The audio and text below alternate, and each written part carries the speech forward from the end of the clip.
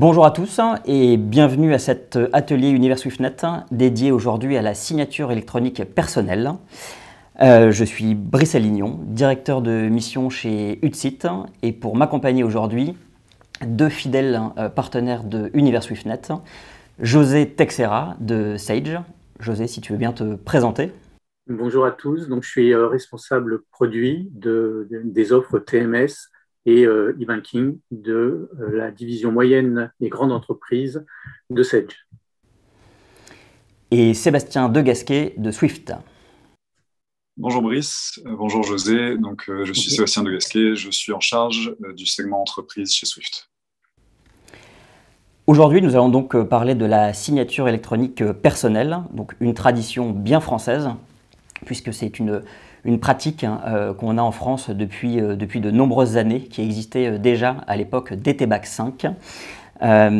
C'est d'ailleurs en prévision de la fin d'ETBAC 5 que les banques françaises, à l'aide de Swift, ont décidé et ont travaillé ensemble, il y a une dizaine d'années maintenant, de proposer des solutions permettant d'effectuer des signatures électroniques personnelles. Le résultat de ces travaux, vous le connaissez, c'est un produit qui est sorti et qui s'appelle Swift Secure Signature Key, mieux connu sous le nom de 3SKey.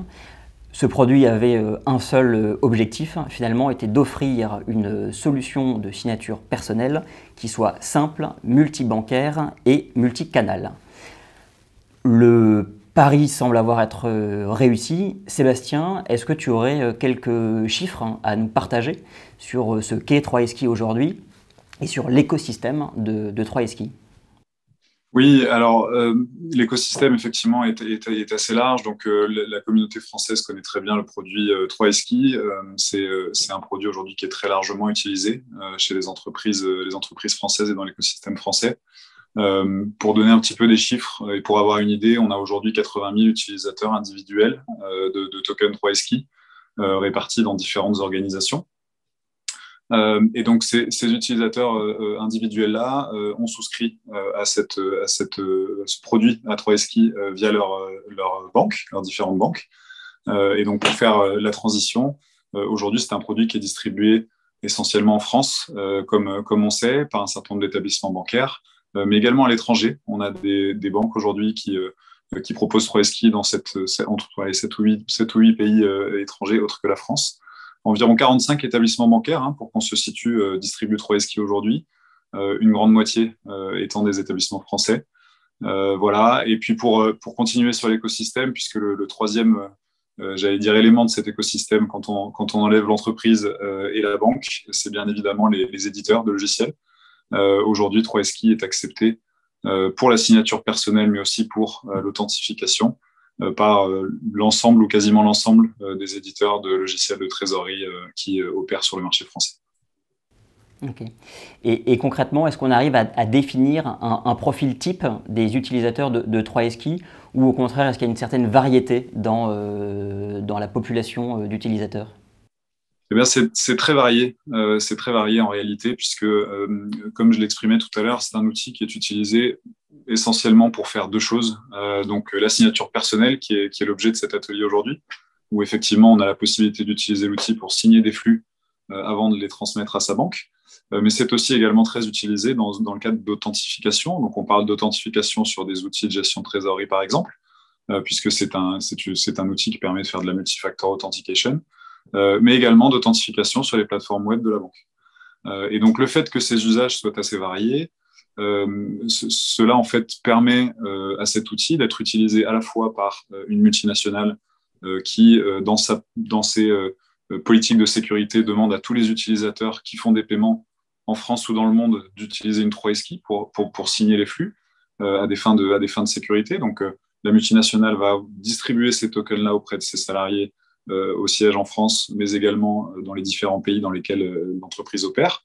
Et puis, on a finalement peut-être des entreprises qui utilisent 3SKey, qui peuvent être des TPE ou des PME, où il y a une personne qui finalement fait des paiements, qui peut être le trésorier, le directeur financier, même à la comptabilité parfois. Et vous avez des utilisateurs de 3SKey, des personnes morales qui sont représentées par un seul individu, une personne ou deux personnes, Donc, c'est vraiment un spectre assez large. On peut avoir plusieurs usages pour cet outil-là. Et aujourd'hui, le fait qu'il y ait 80 000 utilisateurs, on peut assez facilement les identifier dans différents types d'organisations. Ok, merci Sébastien. Alors depuis que 3esky a été lancé il y a à peu près 10 ans maintenant, les choses ont beaucoup évolué. La technologie a évolué, les postes de travail des utilisateurs ont évolué. Il y a eu l'arrivée également des tablettes, des Mac qui se sont déployés dans les entreprises. L'augmentation de la sécurité avec les tentatives de fraude qui ont tendance à exploser au cours de la période. La fin d'Internet Explorer, de Java. Et aussi une pandémie qui est passée par là et qui a un peu mis à mal la gestion et l'administration centralisée de ces outils tels qu'on peut les connaître. Du coup, j'imagine que tout le monde a dû s'adapter un petit peu à ce mode de fonctionnement et que les habitudes aussi des utilisateurs changent.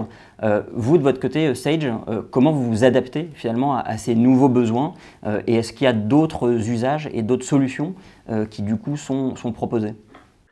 Oui, donc tout ce que tu as dit est parfaitement exact, en sachant que la gestion des dispositifs physiques au sein des entreprises, notamment plus pour les grands groupes, bien sûr, s'il y a une ou deux clés, ça ne se pose pas, mais dans le cas des grands groupes, comme l'indiquait Sébastien, cette gestion des dispositifs physiques est une charge que les entreprises souhaiteraient alléger. Et ça, c'est la première chose. La deuxième chose, c'est effectivement accéléré par la pandémie, c'est le travail à distance. Et ça veut dire aussi de pouvoir accéder à ces outils de trésorerie ou de gestion des paiements et de signature électronique, donc, pour pouvoir avoir une continuité de service au sein des entreprises. Et tout ça amène aussi des besoins en termes de mobilité sur la signature. Donc, on a résumé ça en parlant plutôt de signature dans le cloud, parce que signature dans le cloud, ça veut dire mobile, ça veut dire Mac, ça veut dire tablette, y compris navigateur. Voilà, ça simplifie à la fois la gestion des dispositifs et ça permet une plus grande mobilité et c'est une très forte demande des entreprises. Donc, nous avons, dès le départ, on a travaillé, alors bien sûr avec Swift sur l'offre, et Sébastien reviendra dessus, et on a travaillé aussi au sein d'un groupe de travail qu'on appelle GT Finance au sein de la FNTC. Donc la FNTC, c'est la Fédération nationale des tiers de confiance. Donc il a été créé en 2001. Et il jouait un rôle fédérateur et facilitateur plutôt pour les acteurs de tiers de confiance comme les autorités de certification et les tiers archiveurs. Et donc la fédération, d'ailleurs à l'origine, a été créée pour travailler sur la signature électronique au sens large, c'est-à-dire ce qu'on appelle multimétier. Parce que là, on parle de la signature électronique dans le domaine financier, mais bon, il y a tous les autres domaines, documentaire, facture, et donc c'est sur cette activité multimétier qui a été créée. Et dans le cadre de la directive européenne, notamment en DSP2, le groupe de travail GT Finance au sein de la FNTC a réuni les acteurs du secteur bancaire, donc de multiples banques, des autorités de certification, donc telles que CertEurope, Certinomis, Chambersheim, des grands donneurs d'ordre, donc des entreprises, des cabinets, donc comme UTSIT, et des éditeurs de logiciels, puisque on était présents avec nos concurrents, afin de travailler ou définir sur des standards de signature en mobilité. Voilà. Donc, voilà à peu près le contexte. On pourra revenir sur les standards qui ont été choisis si tu le souhaites. Alors justement, ces standards reposent sur une organisation et des choses qui sont définies par qui et peut-être qui utilisent quelle technologie et comment ils fonctionnent et comment serait-il mis en œuvre dans vos produits?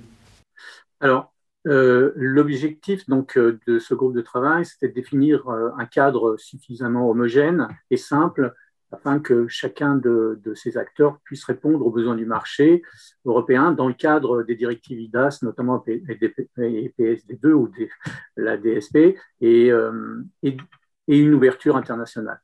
Donc, l'enjeu était vraiment de définir des préconisations techniques communes et s'appuyer sur des standards de place qui garantissent aux entreprises l'interopérabilité avec les différents organismes bancaires, financiers de la zone euro et au-delà. Donc, l'un des standards qui a été choisi, notamment pour la signature dans le cloud, c'est ce qu'on appelle le CSC, donc le Cloud Signature Consortium, et ça devait permettre la continuité de service pour les entreprises et d'avoir vraiment un standard international. Donc, le consortium Cloud Signature est une organisation internationale donc, qui regroupe des industries, enfin industrielles, gouvernementales, universitaires, et qui a été fondée pour promouvoir cette signature numérique sécurisée dans le cloud. Alors, parmi les membres, on peut citer Adobe, DocuSign, InfoCert, Celonis, Worldline, voilà, Entrust. Il y en a bien d'autres. Il suffit d'aller sur le site web du Cloud Consortium Signature. Et donc, c'est un standard avec des API pour signer dans le cloud. Bien sûr, accéder aux éléments du certificat dans le cloud et vraiment signer. La partie authentification étant, puisqu'on a plusieurs types d'authentification, elle dépend aussi de l'autorité de certification. Donc, on peut parler de OAuth2, enfin, pour les éléments techniques, ou FIDO, FIDO qui est une norme aussi utilisée dans le monde des cartes bancaires. Donc, voilà, c'est le type de workflow. Ce que l'on a fait, c'est que dans nos produits, nous avions déjà des produits de signature électronique avec des gestions de règles, de paliers, de seuils à travers un navigateur. On a intégré ces spécifications et notamment ces standards pour pouvoir accéder à ces certificats et à cette signature dans le cloud. Ce qui nous a tout de suite ouvert, évidemment, tous les aspects mobilité, puisque que ce soit sur iOS, Android et autres. Mettre une clé sur iOS, on sait que c'est un peu compliqué. Donc, globalement, ça a permis de pouvoir mettre sur le marché, enfin de présenter au marché, d'un point de vue fonctionnel et métier, tout le workflow de signature, comment ça fonctionnerait sur le cloud, puisqu'il faut une validation aussi des RSSI, de l'AFB notamment, pour valider. Donc, voilà où on en est. Donc, on a des offres fonctionnelles, techniques. On a travaillé, comme je l'ai dit aussi, avec Swift. Et donc, pour pouvoir avoir une ouverture dès que c'est prêt et présenter ça au marché. On a de fortes demandes, comme je l'ai dit, je le répète, au niveau des entreprises pour aller vers cette mobilité et alléger la gestion des dispositifs physiques. Ok, merci José. Sébastien, peut-être du côté de Swift, est-ce que cette volonté d'aller justement vers des dispositifs dématérialisés et utiliser des standards type celui du CSC, est-ce que c'est des choses dans lesquelles Swift se dirige et que vous regardez ? Oui, alors en fait, on a eu beaucoup de discussions avec le CSC, la FNTC, effectivement avec tous les éditeurs de place. Yves Bontemps, que vous connaissez tous ici, a beaucoup participé à ces discussions-là. Nous avons étudié un certain nombre d'options. La communauté, on a engagé avec la communauté il y a 2 ans déjà des discussions pour dématérialiser 3esky. Nous avions étudié effectivement cette technologie remote signing avec intérêt et attention pour différentes raisons. La principale étant le fait que cette technologie remote signing ne pouvait pas nécessairement être réutilisée pour dématérialiser d'autres types de tokens que nous utilisons chez Swift. Nous n'avons pas été plus loin dans l'exploration de cette technologie, en tout cas pour l'usage de 3esky. Mais on a quand même continué les travaux vraiment depuis quelques années sur la dématérialisation de 3esky, rythmée effectivement par la demande du marché, la demande des trésoriers qui sont de plus en plus mobiles. On n'avait pas nécessairement anticipé, comme tout le monde, cette pandémie et ce télétravail généralisé, mais quelque part, c'est quelque chose aussi qui nous a poussé à aller plus vite. Et nous avons aujourd'hui relancé les démarches de dématérialisation de 3esky via l'utilisation d'une technologie alternative qui est également basée dans le cloud, pour rebondir sur ce que disait José, qui est la technologie SMPC, donc Single Multi-Party Computation, très rapidement, qui a pour principe de séparer la clé privée individuelle en 2 parties, qui, sans l'une partie sans l'autre, ne peut pas être utilisée par un tiers quelconque. Et donc cette technologie-là est à la fois très sécurisée et à la fois utilisable par ailleurs dans d'autres domaines et pour dématérialiser d'autres certificats du côté de Swift. Donc, nous avons poussé dans cette direction-là. Ok. Et du coup, dans ces travaux que vous menez, est-ce que vous en êtes dans une phase plutôt exploratoire ou vous avez déjà une offre qui est en préparation ou des choses dans vos cartons? Alors, c'est une très bonne question, Brice. Très concrètement, nous avons du coup, comme nous faisons souvent chez Swift, nous créons des produits en collaboration avec notre communauté. Et donc, c'est ce que nous faisons ici aujourd'hui avec la dématérialisation de 3esky. Donc, je ne vais pas pouvoir annoncer un nom pour cet outil-là puisqu'il n'en a pas encore. Donc, on va l'appeler le V-Token de 3esky pour l'instant. Toujours est-il que maintenant que nous avons identifié une technologie qui nous convient et qui correspond à nos standards, ça fait quelques mois et quelques années même qu'on travaille sur cette technologie-là. Et donc, nous avons été en mesure de lancer à nouveau une consultation communautaire au début de cette année visant à établir les contours de ce nouveau produit-là.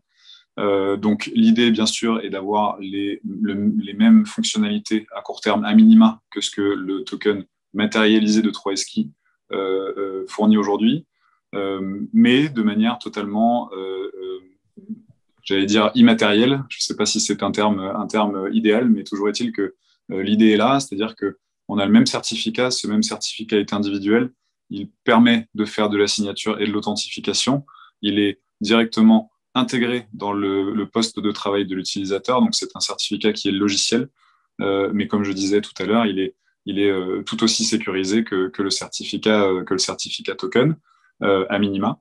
Voilà, donc ce produit-là est en cours de construction avec la communauté. Nous sommes aujourd'hui dans une phase de test avec un certain nombre d'acteurs de la communauté. Donc, quand je parle d'acteurs, pour faire écho à ce que je disais tout à l'heure, c'est à la fois des établissements bancaires qui sont aujourd'hui distributeurs de 3esky, des éditeurs de logiciels qui sont aujourd'hui intégrateurs de 3esky et enfin des corporates qui sont aujourd'hui utilisateurs de 3esky. Donc la partie test a déjà commencé, donc on est quand même sur une phase assez avancée de développement du produit. On a aujourd'hui des outils qui fonctionnent, on travaille sur l'expérience utilisateur, on travaille sur les différents portails web que la plupart des utilisateurs 3esky connaissent bien pour à la fois côté banque et côté entreprise administrer ces certificats, mais aussi d'un point de vue de l'utilisateur pour enregistrer ces certificats et les gérer, en tout cas pour son usage propre. Donc, on a effectivement aujourd'hui quelque chose qui est très avancé. On a pour objectif d'arriver sur le marché avec cette offre et ce certificat dématérialisé au 4e trimestre de cette année. Donc, c'est plus que concret, c'est réel, ça arrive. On travaille dessus et on a pour ambition de à la fois servir la communauté française, bien sûr, qui à la fois est très demandeuse de ce certificat dématérialisé, mais aussi aujourd'hui très utilisatrice de ce certificat-là. J'en ai pas forcément parlé tout à l'heure, mais paradoxalement, beaucoup de clients qui n'utilisent pas Swift utilisent aujourd'hui des tokens 3esky. L'idée, c'est qu'on puisse nous aussi servir ces clients-là, tous ceux qui travaillent sur EBIX, par exemple. Et voilà, et donc arriver d'ici la fin de cette année avec une offre, avec un token que l'on va commercialiser en France, bien sûr, mais l'objectif pour nous est aussi pour servir la partie des clients multinationaux dont je parlais tout à l'heure. Notre objectif avec cette version dématérialisée, c'est de casser l'aspect lourdeur logistique que beaucoup de participants à Univers Swiftnet connaissent et dont ils viennent me parler quand on se croise dans les couloirs du Palais Brognard. À partir du moment où on casse cette lourdeur, j'allais dire, administrative et logistique, eh bien, on peut être ambitieux et aller voir les établissements bancaires qui commercialisent des certificats par ailleurs dans les différents autres pays et dans les autres juridictions. Aller voir peut-être les autorités et les régulateurs des autres pays dans lesquels Swift évolue pour les convaincre et leur montrer que ce certificat-là a de la valeur et un niveau de sécurité suffisant. Et donc, notre ambition avec 3esky, c'est dans sa version dématérialisée, c'est d'en fait permettre à n'importe quel utilisateur dans le monde de l'utiliser de manière agnostique avec ses différents établissements bancaires, etc. Encore une fois, comme on fait aujourd'hui, mais de manière un peu plus facile et un peu plus intégrée. Ok, très bien. Et du coup, peut-être côté Sage, José, est-ce que typiquement le besoin exprimé par Sébastien sur d'autres marchés qui pourraient être attirés par la signature personnelle, est-ce que toi aussi tu vois ça de ta fenêtre? Et est-ce que le type de solution imaginé et proposé là par Swift serait quelque chose que vous seriez à même de proposer et d'intégrer dans vos outils? Bien sûr, et c'est une excellente nouvelle. Enfin, le planning annoncé par Sébastien est une excellente nouvelle. On est déjà intégrateur 3SKI physique, donc on a nos solutions d'un point de vue fonctionnel qui sont prêtes. J'en ai pas parlé tout à l'heure, mais effectivement, dans le cadre notamment de la DSP2, on a mis en place beaucoup de mécanismes d'authentification sur deux modes dans nos applications, soit ce qu'on appelle du TOTP, donc c'est un peu ceux qui font du web banking personnel le savent, vous recevez un code sur le téléphone que vous renseignez, soit à travers de l'authentification dite plus forte, donc notamment basée sur ces clés. Donc, on utilise déjà 3SKI aussi dans le cadre de l'authentification. Donc, j'avais oublié de le dire tout à l'heure, mais c'est très important dans le workflow que l'on met en place. Oui, tout à fait. Donc d'abord, c'est une excellente nouvelle. Et bien sûr, nous, on attend que ça d'intégrer notamment alors, je ne sais pas quel est le nom final, on va l'appeler Virtual 3SKI, Sébastien, pour l'instant. Et oui, je confirme. Donc, pour l'international, aujourd'hui, on a, donc, bien sûr, la France est une place très forte sur la signature électronique, mais on se développe, on a un marché fort, par exemple, en Espagne, on est en discussion au Portugal, en Italie, pas mal en Europe, effectivement, sur lequel on déploie déjà des solutions de signature ou d'authentification, et puis ça prend de l'essor. Et la mobilité, en tout cas la signature cloud, va nous aider. Je pense aussi, il y a des pays comme au Maghreb notamment, comme le Maroc, qui a légalisé la signature électronique, sur lequel on est en discussion aussi. Donc, il y a un acteur local. Donc, il y a vraiment une ouverture sur l'international intéressante. Et je pense que ce type de solution va nous aider, puisque moins de lourdeur logistique, un déploiement plus facilité. Donc, ça ne peut être que bénéfique. Et moi, je peux confirmer qu'effectivement, la signature électronique, l'authentification, tous ces mécanismes prennent de l'essor et au niveau international, et c'est très important pour nous. On le propose déjà dans ces différents pays. Très bien. Et du coup, si on a une solution qui est plus facile à déployer et qui est peut-être utilisée sur un périmètre géographique plus large, peut-être qu'on peut… José, tu as parlé de la DSP2, effectivement, c'est un très bon point. Sébastien, pareil, chez vous, je ne sais pas si vous avez imaginé peut-être un spectre de cas d'usage qui serait peut-être un peu plus large que celui qu'on connaît aujourd'hui, qui peut être l'authentification dans les web banking ou dans les TMS et la signature de fichiers de paiement. Oui, tout à fait. Et d'ailleurs, on a de la demande. C'est vrai que le client entreprise classiquement qui vient sur Swift et qui se connecte à Swift, c'est un client multibancarisé et qui a un spectre international. Donc, le plus standard et le plus, j'allais dire, unique leurs systèmes sont, le mieux ils se portent quand ils ont un système de trésorerie centrale. Donc, c'est vrai et c'est aussi pour le JSMPC pour nous est quelque chose qu'on va pouvoir développer sur nos autres tokens physiques, comme je disais. Donc les tokens, on ne va pas rentrer dans la technique, mais les tokens qui sont sur les serveurs qui portent les infrastructures, par exemple.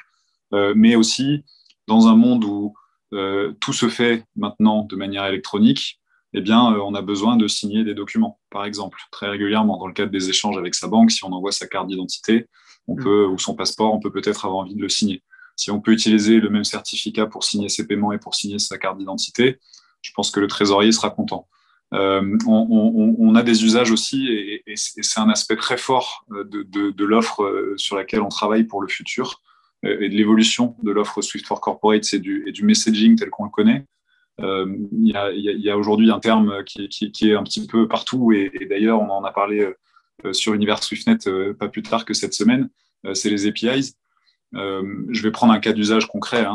Aujourd'hui, un corporate reçoit les informations sur ses comptes de la banque. Donc, la banque décide au moment où les fichiers sont prêts ou au moment où la data est prête de l'envoyer au client entreprise dans le cadre d'un contrat qui a été signé, un contrat EBXTS ou un contrat SwiftNet.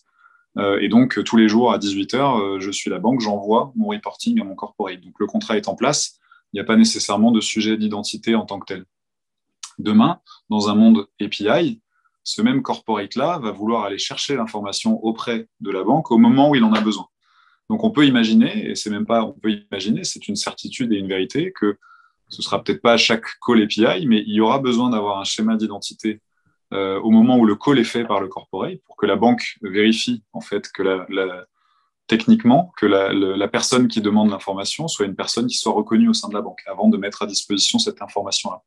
Et donc, dans un schéma API qui viendra en complément du messaging que l'on connaît aujourd'hui, l'aspect identité est absolument crucial, l'aspect identité est absolument clé, et on peut imaginer que ce genre de certificat dématérialisé soit le genre d'outil qui soit utilisé pour faire ces échanges API.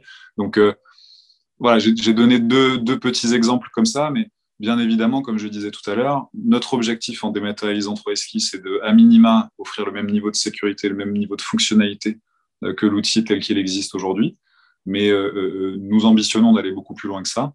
Et encore une fois, dans une démarche de standardisation, d'uniformisation des process, de facilitation de la vie du trésorier d'entreprise, d'amélioration de l'expérience utilisateur aussi, puisque c'est absolument clé. Aujourd'hui, encore plus qu'avant, eh bien, nous chercherons, j'allais dire, à développer ces usages complémentaires, à permettre cet usage de certificats, j'allais dire, à être encore plus universel que ce qu'on essaye de le rendre aujourd'hui et de pouvoir effectivement ouvrir à d'autres usages. PSD2 en fait partie, très clairement aussi. Hein. Alors après, à voir parce qu'on est un petit peu plus dans un prisme B2C que dans un prisme B2B, donc peut-être que l'approche est un petit peu différente, quoique. Mais voilà, effectivement, de nombreux autres usages, on a plein d'idées. Donc voilà, l'idée, c'est aussi que la communauté nous remonte ces idées-là. On continuera à discuter avec les éditeurs comme Sage et d'autres. On continuera à discuter avec les banques et bien évidemment avec les différents groupes qui existent ci et là pour être certain de bien capturer le besoin du marché et des marchés d'ailleurs, puisque on ne s'arrêtera pas encore une fois à la France et pouvoir faire évoluer ce produit comme il se doit afin qu'il réponde aux besoins du plus grand nombre. Ok. Donc 3SKI n'est pas mort, bien au contraire. D'autres dispositifs permettront de bien gérer les certificats, les signatures et d'autres cas d'usage et dans d'autres régions du monde. Très bien. Je crois qu'on arrive plus ou moins à la fin de notre atelier. Peut-être pour conclure, est-ce que José, tu souhaites rajouter quelque chose ou apporter un petit mot pour terminer ? Oui, je veux simplement appuyer ce que vient de dire Sébastien. Les API sont un bon exemple aujourd'hui et en plus un exemple hors frontières françaises. Aujourd'hui, nous travaillons en complément des solutions de masse, c'est-à-dire l'envoi de paiement de masse, la récupération de relevés en Swift et BIX. Eh bien, on travaille sur l'introduction de temps réel au sein des TMS, typiquement l'instant de paiement, position d'un compte. Et quel que soit le pays sur lequel on travaille, puisqu'on a des POC, on intègre, se pose le problème de l'authentification, notamment de l'accès à ces API des bancaires, comme le dit Sébastien. Et donc là, ça, c'est un vrai cas d'usage. Multimétier, effectivement, on a beaucoup de demandes. Il y a des évolutions dans d'autres... parler de la dématérialisation des factures la réglementation qui évolue sur la facture électronique, l'échange de documents. Donc, il y a vraiment pas mal d'usages et tout ça peut faciliter, effectivement. Donc, la signature électronique du tout est loin d'être morte. Plutôt, je pense qu'elle va se développer. On a besoin, surtout, notamment dans un monde où on voit les cyberattaques, on voit la fraude au paiement, donc on a besoin de renforcer tous les process. Voilà. Très bien, merci José. Sébastien, le mot de la fin ? J'ai l'impression du coup. Non, très, très simplement, effectivement, on a chez Swift, dans un environnement très international, on a souvent une vision de la signature personnelle comme étant quelque chose de franco-français. En tout cas, mes homologues dans les différentes régions ou dans les différents pays n'étaient pas forcément jusqu'à présent confrontés aux mêmes besoins localement. Il s'avère que ça évolue. On voit de plus en plus de juridictions commencer à imposer ces signatures personnelles, même sur des flux qui sont échangés entre de grandes entreprises et leurs banques. L'aspect sécurité, l'aspect résilience, l'aspect, j'allais dire, solidité de l'échange entre le corporate et sa banque est toujours plus nécessaire. On a toujours plus besoin de sécuriser les transactions, encore plus dans un monde où le télétravail se développe énormément. Donc, je pense que c'est un usage qui, déjà maintenant, comme je le disais tout à l'heure, n'est pas vraiment franco-français. Il le sera encore moins, j'allais dire, dans les semaines et les mois qui viennent. Et effectivement, il y a beaucoup de choses à faire dans ce domaine-là. Charge à nous, éditeurs ou fournisseurs de solutions, de rendre le parcours utilisateur du trésorier et de la banque également facile et efficace et fluide. Donc voilà, beaucoup de choses à venir dans ce domaine-là pour nous et on aura besoin de la communauté pour faire quelque chose de bien. Très bien, eh bien, merci à tous les deux pour cette note optimiste sur l'évolution de ce produit et toutes ces belles perspectives. J'espère qu'on pourra se reparler lors du prochain Univers SwiftNet, peut-être pour voir un premier bilan de l'utilisation de ces virtual tokens et voir un peu quelle est leur adoption par le marché et voir si ça simplifie un peu les usages par les corporates. Alors merci à tous les deux, merci à vous de nous avoir suivis et à très bientôt pour un prochain atelier Univers SwiftNet.